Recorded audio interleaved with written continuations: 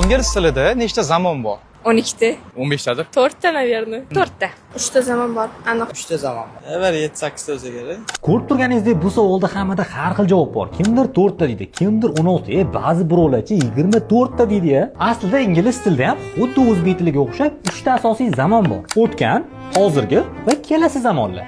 Lekin ingliz tili biroz noziyroq-da. Qaysiroq desam ham to'g'ri bo'ladi. Nimaga deysizmi? Har bitta zamonni o'ziga yarasha 4 tadan shakllari bor. Bular simple, continuous, perfect, perfect continuous. Endi yaxshi tushuntiradigan bo'lsam, bu ham bitta ovqatga gapda. Osh sholiyligi, masalan, to'y oshi, Samarqand oshi, choyxona oshi, uyda pishirilgan osh. Ingliz tili zamonlari ham xuddi shunaqa gap. O'zi asosan 3 ta zamon bor, lekin ularning har xil grammatik tuzilmalari ham mavjud. Shu sababdan kimdir 12 ta desa yoki 16 ta desa ham to'g'ri, 3 ta zamon bor ingliz tilida desa ham to'g'ri bo'ladi. Darvoqe, nimaga ba'zi birovlar 24 ta derkin, izohlarda yozib qoldiring.